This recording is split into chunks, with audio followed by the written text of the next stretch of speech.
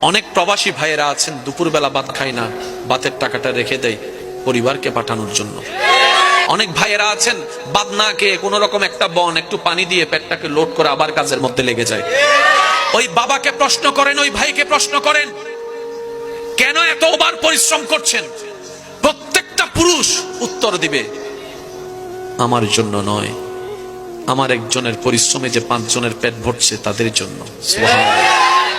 আমার একজনের ত্যাগের কারণে 5 জন যে শান্তিতে ঘুমানোর চেষ্টা আমি তাদের জন্য করছি।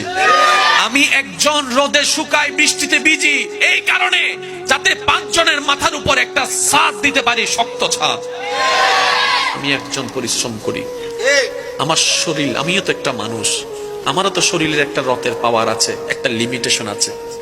3 বস্তার উপর তো 4 বস্তা আমি আলগাতে পারি না। কিন্তু মহাজন বলেছে যে যত বস্তা নিয়ে যেতে পারবে তার ইনকামও তত বেশি। ওই দিন থেকে আমি 3-এর জায়গায় 4 নেওয়া শুরু করেছি। ওই লোডটা আমার কাঁধে হয়ে কোমর